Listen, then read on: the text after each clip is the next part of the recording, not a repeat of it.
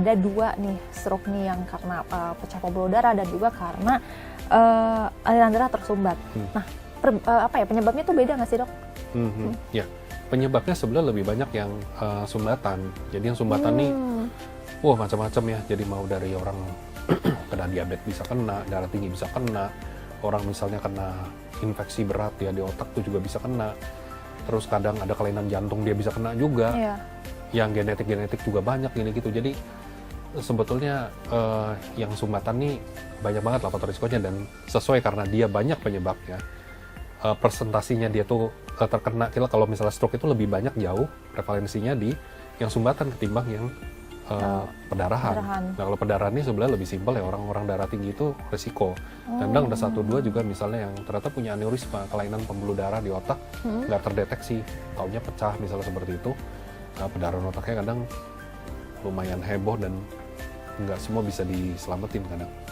Gitu. Jadi yang sumbatan itu menangnya, walaupun dia sering terjadi banyak, yang meninggal itu sebenarnya nggak terlalu sebanyak itu. Tapi kalau yang pendarahan mortalitasnya lebih tinggi. Begitu. Jadi tapi nggak enak juga stroke sumbatan kan ya tetap aja kecacatannya banyak ya. Jadi ya orang hidup tapi cacat kan, beberapa orang bilang mendingan saya kena serangan jantung langsung terbang ke surga.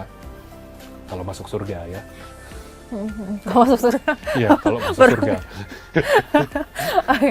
Nah, Dok, tapi gejalanya nih yang bisa dideteksi apa nih, Dok? Biar nggak yang telat gitu ngedeteksinya. Ya. Ini juga teman-teman Tribuners pasti pada pinter-pinter semua. Stroke itu kalau lumpuh paro itu udah suatu hal yang ya kita udah di luar kepala lah. Orang lumpuh paro udah pasti stroke gitu kan. Tapi ada juga yang misalnya kejadiannya harus tiba-tiba lah. Bagus tiba-tiba jebret gitu, ada fungsi yang hilang. Misalnya tiba-tiba nggak bisa ngomong, tiba-tiba bicaranya pelok, tiba-tiba nggak nyambung gitu diajak ya, nggak ngomong, tapi ada juga yang masih bisa ngomong tapi kayak telat-telat gitu, itu juga problem. Terus ada yang bisa tiba-tiba tersedak gitu ya, nah itu juga error.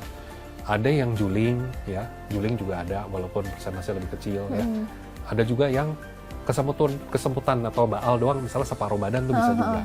Jadi ada macam-macam dia, tapi prinsipnya kalau misalnya kita udah tahu stroke itu penyebabnya dari pembuluh darah itu error, langsung tek begitu. Bukan kayak orang demam berdarah, hangat dulu bentar, nanti demam lagi naik gitu. Nggak yang gitu. Walaupun tetap stroke juga di awal kenanya segini, bisa hari itu atau misalnya besok atau lusanya bisa tambah berat juga. Tapi tetap di awal itu kena, dia langsung ceklek, langsung ada sesuatu yang aneh nih. Nah kalau kayak gitu, kita di kota-kota besar ini banyak banget rumah sakit, jadi nggak usah bingung. Kalau ada yang kita misalnya questionable, kita agak-agak apa ya gitu, ke UGD aja. Kalau nggak ada apa-apa ya kita pulang lagi. Tapi kalau ada something kan kita bisa tackle dulu, karena time is brain. Kalau misalnya telat, kita nanti lebih jelek kecacatannya. Download Tribun X sekarang, menghadirkan lokal menjadi Indonesia.